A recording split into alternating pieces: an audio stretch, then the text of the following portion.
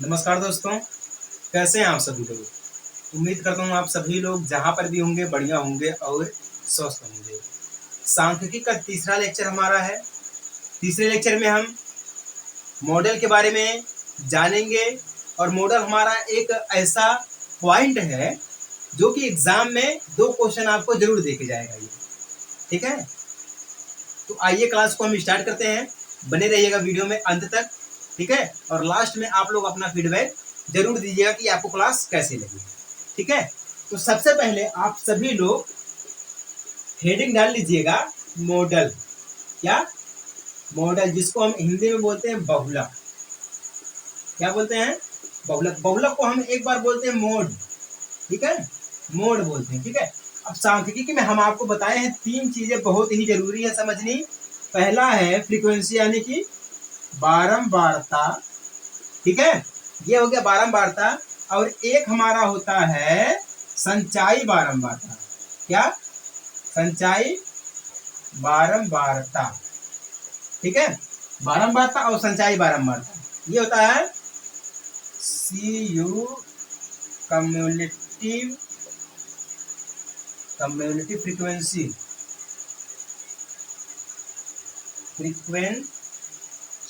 ठीक है, और ये भी होता है फ्रीक्वेंसी।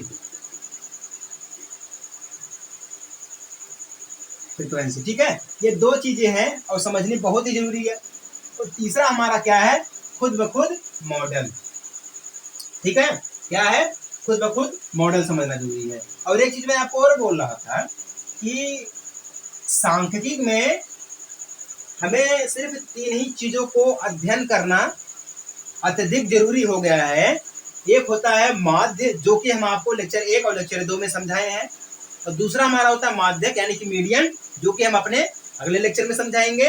और तीसरा होता है मॉडल यानी कि बहुलक। ठीक है, अब थोड़ी सी मैं बहुलक के बारे में एक्सप्लेनेशन दे देता हूं, आपको एक्सप्लेन कर देता हूं। ये बहुलक होता क्या है, ध्यान दीजिएगा। बहुलक यानी कि मॉडल। जब भी हमारे पास कोई सारणी आती है तो उस सारणी में अगर हमसे पूछता है कि इसका बहुलक ज्ञात कीजिए, इसकी मॉडल्स निकालिए, तो सबसे पहले आपको वहां पे ये देखना है कि जो सबसे बड़ी फ्रीक्वेंसी होती है यानी कि जो सबसे बड़ी बारंबारता होती है, अगर वो आप समझ गए, ठीक है, अब वो आप निकाल लिए, तो आप मॉडल के उत्तर को ला सकते हैं, यानी कि मॉडल को सॉल्व कर सकते हैं। ठीक है, कहने का मतलब ये है कि मॉडल पहचानने का सबसे बड़ा तरीका ये है कि जो सबसे बड़ी फ्रीक्वेंसी होती है वही हमारा होता है मॉडल। ठीक है, वही यानी कि उसी के थ्रू हम मॉडल को निकाल सकते हैं। ठीक है, कैसे निकाल सकते हैं, आइए हम थोड़ा आपको एक्सप्लेन कर दे रहे हैं। हमारे पास एक सारणी है जो कि हम बना रहे हैं अभी है। ठीक है, मान लीजिएगा कि हम लोग मैच खेल रहे हैं। ठीक है, हम लोग मैच खेल रहे हैं, तो एक गेंदबाज है जो कि 10 मैच खेला है और 10 मैच में कितने विकेट लिया है मैं आपको बता रहा हूं। ठीक है, जो गेंदबाज है वो 10 मैच खेला है और विकेटों की संख्या यानी कि टोटल कितने विकेट उसने लिए हैं मैं यहाँ लिख रहा हूँ। विकेट यानी कि W, विकेट की संख्या यानी कि नंबर। ठीक है, WN यानी कि विकेट की नंबर या संख्या। और दूसरा है क्रिकेट मैच की संख्या।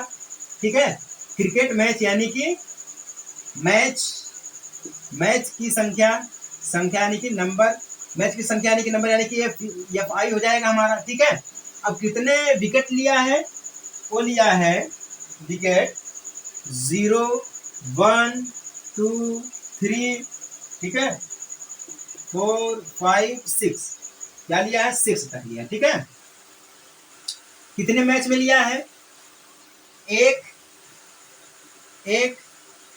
3, 2, उसके बाद 1, 1, 1। ठीक है, ये हो गया एक एग्जाम्पल जो कि सारणी बनी यानी कि सीरीज बनी है। तो एक मैच खेला उसने, मान लीजिए कोई भी है XYZ। ठीक है, एक मैच खेला 0 विकेट लिया, फिर एक मैच खेला उसमें 1 विकेट लिया, फिर 3 मैच खेला, 3 मैच में 2 विकेट लिया, फिर 2 मैच खेला, 2 मैच में 3 विकेट लिया, फिर एक मैच खेला जिसमें उसने 4 विकेट लिया, और फिर एक मैच खेला जिसमें 5, और फिर एक मैच खेला जिसमें 6 विकेट। ठीक है, उसने ऐसे मैच खेले और ऐसे मैच में इतने इतने विकेट लिए हैं। ठीक है, तो यहाँ पे आप बताइएगा जो सबसे बड़ी फ्रीक्वेंसी है वो कौन सी है? सबसे बड़ी बारंबारता कौन सी है? 3 है। जो सबसे बड़ी बारंबारता है वो 3 है, और 3 में कितने विकेट लिए उसने हैं? 2 विकेट लिए हैं। अब ये जो 2 है ना, इसी को हम बोलते हैं मॉडल। क्या बोलते हैं? मॉडल, यानी कि बहुलक। यही हमारा बहुलक हो जाएगा। ठीक है, इसको हम लिखेंगे मॉडल, यानी कि mod is equal to 2 is the right answer. क्या है? ये आंसर है। बस इतना ही है। ठीक है, समझ में आई बात? नहीं समझ में आई है? चलिए, समझ में आ गई है। आशा तो यही कर रहा हूं कि आपको समझ में आ गई है। कुछ और मैं बेसिक एग्जांपल दे रहा हूं आपको। ठीक है, एग्जांपल देने से पहले मैं इसका सूत्र लिख दे रहा हूं, यानी कि फॉर्मूला। सूत्र क्या होता है? सूत्र होता है L plus F1 minus F0 बटे में 2F1 minus F0 minus F2 multiply H। ये होता है सूत्र, यानी कि फॉर्मूला किसका? बहुलक का। ठीक है, ये बहुलक का फॉर्मूला होता है। अब आपको देखने में लग रहा होगा कि ये बहुत बड़ा फॉर्मूला है कि नहीं है? आपको तो यही लग रहा होगा देखने में कि ये बहुत बड़ा फॉर्मूला। देखिए, बड़ा बड़ा कुछ नहीं होता है। ध्यान दीजिएगा, बड़ा बड़ा कुछ नहीं होता है। जैसी हमारी सोच रहेगी वैसे क्वेश्चन रहेंगे। याद रखिए कि जैसी हमारी सोच रहेंगी वैसे क्वेश्चन रहेंगे और वैसे ही लोग रहेंगे। ठीक है, आइए हम इसको एक्सप्लेन कर रहे हैं। फॉर्मूले को एक्सप्लेन कर रहे हैं कि फॉर्मूला आया कहाँ से है और ये फॉर्मूले का मतलब क्या है। ठीक है, इसके एक एक अक्षर को हम आपको समझाएंगे, लेकिन उसके लिए एक एग्जाम्पल लेना पड़ेगा। ठीक है, और एग्जाम्पल लेने के लिए हमें क्या करनी पड़ेगी? एक सारणी बनानी पड़ेगी। सारणी यानी कि एक सीरीज। ठीक है, एक सीरीज बनानी पड़ेगी। उस सीरीज में क्या होगा हम आपको बताते हैं। ठीक है, सीरीज में क्या है? देखिए, हमने क्या किया है, एक विद्यार्थी द्वारा एक समूह हमने भेजा है। ठीक है, जैसे कि आप सभी लोग पढ़ रहे हैं, हमने आपको भेजा कि जाइए आप लोग जो है 20 परिवारों के, यानी कि एक मोहल्ले में 20 परिवारों का सर्वेक्षण कीजिए। ठीक है, क्या करना है कि कितने लोग रहते हैं? 20 परिवार में जाइए, देखिए एक मोहल्ले के 20 घर में जाइए, देखिए वहां पर एक एक घर में कितने लोग रहते हैं। तो आप गए, ठीक है, आप गए तो परिवार का जो माप है, परिवार माप, यानी कि आप 20 मोहल्ले में गए। ठीक है, आपने देखा 1 से 3 मोहल्ले के बीच में देखा, 3 से 5 मोहल्ले में देखा। ठीक है, 5 से 7 घर में देखा, मोहल्ला देखा एक घर। ठीक है, 1 से 3 घर में देखा, 3 से 5 घर में देखा, 5 से 7 में देखा, 7 से 9 में देखा, 9 से 11 घर में देखा। ठीक है, तो 1 से 3 घर में देखा, तो टोटल परिवार की संख्या कितनी है? परिवार की संख्या, ठीक है, परिवार की संख्या 1 से 3 घर में कितने परिवार रहते हैं? 7 परिवार दिया गया है। ठीक है, और 3 से 5 में कितने रहते हैं? 8 परिवार रहता है। और बाकी 5 से 7 में 2 परिवार, 7 से 9 में 2 परिवार और 9 से 11 में 1 परिवार रहता है। ठीक है, ये चीज हो गई। तो अब आप हमको यहाँ पर ये समझाइएगा कि यहाँ पर जो सबसे बड़ी फ्रीक्वेंसी है वो कौन सी है? फ्रीक्वेंसी समझ रहे हैं ना? ये जो संख्या दी गई थी ये फ्रीक्वेंसी होती है, यानी कि Fi। ठीक है, ये फ्रीक्वेंसी होती है। तो आप बताइएगा इसमें फ्रीक्वेंसी कौन सी है? सबसे बड़ी है 8 है। ठीक है, सबसे बड़ी फ्रीक्वेंसी 8 है। और 8 के सामने परिवार माप क्या है? 3 से 5 है। तो यहाँ पे कंफ्यूजन ये हो गया लोगों को, जैसा कि हम पहला एग्जांपल दिए थे, तो जो फ्रीक्वेंसी होती है उसके बराबर में जो नंबर होते हैं वो क्या होते हैं? बहुलक होते हैं। लेकिन यहाँ पर 2 नंबर दिया गया है कि नहीं है?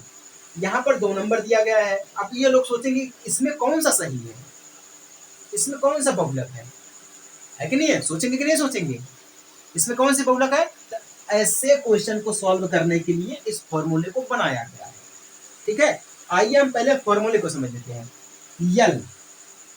यल इज इक्वल टू, बेसिकली देखिए यल जो होता है, जो फ्रीक्वेंसी होती है ये है 3 से 5। ठीक है, अब ये जो 3 से 5 होता है वर्ग अंतराल होता है। ठीक है, इसको बोलते हैं वर्ग अंतराल, ये पूरे को पूरे को। ठीक है, परिवार में आपको क्या बोलते हैं? वर्ग अंतराल बोलते हैं। ठीक है, 3 से 5 दिया गया है, तो ये जो 3 से 5 दिया गया इसकी निम्न सीमा को लेंगे हम, यानी कि जो छोटी रहेगी उसको। यल इज इक्वल टू निम्न सीमा यानी कि 3, हमेशा क्या लेंगे? सबसे छोटी वाली को लेंगे यानी 3 को लेंगे, ठीक है। अब देखिएगा ये जो एच है, H basically H is equal to, अब इन दोनों में डिफरेंस कितना दिया गया है, 2 का दिया गया, ठीक है। हम हमेशा जब एच की बात करते हैं तो डिफरेंस देखते हैं, ठीक है। बहुलक या तो फ्रीक्वेंसी से छोटी हो सकती है और कुछ ऐसे क्वेश्चन होते हैं जो फ्रीक्वेंसी के बराबर होती है या फ्रीक्वेंसी के अधिक भी जा सकती है, ठीक है। तो यहाँ पर क्या है, एच इज इक्वल टू 2 है, ठीक है, यानी कि इसका जो डिफरेंस है वो क्या है, 2 है, ठीक है। F1 इज इक्वल टू, जो फ्रीक्वेंसी है, फ्रीक्वेंसी क्या है 8 है, इसको बोलते हैं हम F1, ठीक है। तो F1 is equal to basically क्या है 8 है। F0 क्या है, जो फ्रीक्वेंसी है, फ्रीक्वेंसी के ठीक पहले वाली फ्रीक्वेंसी, ठीक पहले वाले, तो ठीक पहले क्या है 7 दिया गया, ठीक है। तो 7 यानी कि F0 हो जाएगा। तो F0 इज इक्वल टू 7 को लिखेंगे हम, ठीक है। F2 क्या हमारा है, F2 is equal to, F2 का मतलब ये हो जाता है कि जो फ्रीक्वेंसी दी गई है उस फ्रीक्वेंसी के ठीक बाद वाली फ्रीक्वेंसी यानी कि बारंबारता, तो ठीक बाद वाली बारंबारता कौन सी है, 2 है। हम इसको लिखेंगे F2, इसको लिखेंगे F2, इसको लिखेंगे F0 और इसको लिखेंगे F1, ठीक है। क्लियर होगा कि नहीं हो गया। हमारे हिसाब से आपको यह समझ में आ गया, जो हमारे पास मॉडल्स होते हैं उसकी निम्न सीमा को लेंगे हम, यस का मतलब दोनों का डिस्टेंस लेंगे हम, F1 का मतलब जो सबसे बड़ी फ्रीक्वेंसी होती है, F0 का मतलब जो फ्रीक्वेंसी से पहले आती फ्रीक्वेंसी है, F2 का मतलब जो फ्रीक्वेंसी के बाद वाली फ्रीक्वेंसी आती है, ठीक है। अब आइए हम इसको सॉल्व करते हैं। L को L यानी कि L3 प्लस में F1 क्या दिया गया 8 दिया गया है, 8 को लेंगे हम, माइनस F0 क्या दिया गया 7 दिया गया, 7 को लेंगे हम, बटा में 2 को 2 कर देंगे हम, F1 यानी कि पूरे 8 कर देंगे हम, माइनस F0 7 माइनस F2 क्या दिया गया है, F2 क्या दिया गया है 2 दिया गया है, F2 यानी कि 2 हो जाएगा, गुणे यानी कि मल्टीप्लाई H यानी कि 2, ठीक है। अब आइए इसको सॉल्व करते हैं। 2 हो गया ना, देखिए 3 को 3 हम कर देते हैं, प्लस में 8 में से 1 को घटाएंगे, 7 में 8 में से 7 को घटाएंगे तो 1 मिलेगा, बट्टे में करेंगे हम 8 दूना 16 हो जाएगा, और ये माइनस का 7 है, ये माइनस का 2, तो 8 दूनी 16, 16 माइनस 9, ठीक है, गुणे में 2, जब गुणे 2 हो जाएगा तो इसका ऊपर गुणा करेंगे यानी कि 3 प्लस 2 बटा में 7, ठीक है। क्या मिल जाएगा 3 धन 2 बटा 7 बराबर क्या मिल जाएगा, टोटल इसका 3 2 5 करेंगे तो टोटल 3.28 लगभग में 6 तक इतना ये मिल जाएगा, ठीक है। यही इसका हो जाएगा बहुलक, क्या हो जाएगा इसका मॉडल हो जाएगा। अब ये क्लियर हो गया कि नहीं हो गया। अब बहुत लोग सोच रहे होंगे कि 3 और 5 के बीच में कौन सा बहुलक होगा, तो 3 और 5 के बीच में बहुलक होगा 3.286, ठीक है, 286 होगा इसका बहुलक इस क्वेश्चन का, ठीक है। इस क्वेश्चन का जो बहुलक होगा, इसके जो आंकड़े रहेंगे, सदस्यों की संख्या जो इसके आंकड़े रहेंगे, ठीक है, वो क्या रहेंगे 3.286, इसी को हम बोलते हैं मॉडल। और ये हमारा फॉर्मूला रहा, और फॉर्मूले को बिल्कुल हम एक्सप्लेन कर दिए हैं, ये फॉर्मूला हमारा कैसा है और इस फॉर्मूले में हम कैसे इसको यूज करते हैं, क्या इसकी कंडीशंस रहने वाली हैं, ठीक है। समझ में आई बात कि नहीं समझ में आई है। आप लोग जरा इस पर नोट करिएगा, गौर करिएगा भाई ये क्या सही कि गलत है कि नहीं है, सोचने वाली बात नहीं है कि नहीं है बहुत बढ़िया बहुत बढ़िया, सोचने वाली ही बात है ये, ठीक है। अब देखिएगा, अगर हमें लगता है ये जो 8 है यानी कि फ्रीक्वेंसी है, ठीक है, ये एक ही फ्रीक्वेंसी है, एक से अधिक मान इसके आ सकते हैं, वैल्यू आ सकती है, ठीक है। जब इस फ्रीक्वेंसी के एक से अधिक यानी कि इस मॉडल के एक से अधिक वैल्यू आते हैं तब हम उसे बोलते हैं मल्टी मॉडल्स। क्या बोलते हैं, जब एक से अधिक, जैसे कि 3 है, एक बार 3 आ गया, एक से अधिक जब भी आएंगे तब हम उसको बोलते हैं मल्टी मॉडल, मल्टी मॉडल, ठीक है, यानी कि बहुबहुलक, क्या बोलते हैं, या बहुबहुलक या बहुबहुलकीय, ठीक है, ये होता है। और इसमें देखो वर्ग क्लास होता है, ठीक है, वर्ग क्लास क्या हमारा है, ये जो मिला है वर्ग क्लास, ठीक है, इसको हम बोलते हैं वर्ग क्लास। ये जो मिला है ये वर्ग क्लास में आता है, ठीक है। और कुछ क्लियर है? बस इतना ही दिया गया है फ्रीक्वेंसी में, मॉडल्स में इतना ही दिया गया है, ठीक है। अगर हम चाहेंगे तो मीडियन की बात कर सकते हैं। किसकी? मीडियन की बात कर सकते हैं, यानी कि माध्यक। माध्यक क्या होता है? ठीक है, एक मापक है जो कि वैल्यू के बीच की संख्या को मापता है, ठीक है। ये क्लियर है हमारे हिसाब से, और इसमें ज्यादा कुछ छेड़खानी करनी नहीं है, ठीक है। और हम आपको कुछ क्वेश्चन ऐसे बताए थे कि जो कि हमारे माध्य में कुछ कंफ्यूजन थे, ठीक है। बहुत लोगों को माध्य समझ में नहीं आया होगा, है। हम बोले थे कि जो डायरेक्ट फॉर्मूला होता है, जो डायरेक्ट फॉर्मूला होता है कल्पित माध्य विधि होता है, यानी कि एस्टिमेट होता है, और एक होता है पग विचलन, यानी कि स्टेट डिवाइजेशन विधि, डिवाइजन विधि, ठीक है, यानी कि मेथड होता है, वो हम आपको समझाए थे। तो हमारे हिसाब से सांख्यिकी के 3 लेक्चर खत्म हो गए हैं, जो कि एक इंट्रोडक्शन था। इंट्रोडक्शन में हमने माध्य को भी कवर किया था, और दूसरा लेक्चर था हमारा सिर्फ माध्य यानी कि मेन के ऊपर था, और तीसरा लेक्चर हमारा ये मॉडल यानी कि बहुलक के ऊपर है। इसके बाद जो हमारा चौथा लेक्चर बनेगा वो बनेगा मीडियन के ऊपर, यानी कि माध्यक के ऊपर। उसके बाद जो हमारा बचेगा वो हमारा रहेगा एक्सरसाइज। क्या रहेगा? एक्सरसाइज रहेगा। समझ में आ गई बात ना? उम्मीद करता हूँ आपको ये बहुलक समझ में आ गया होगा।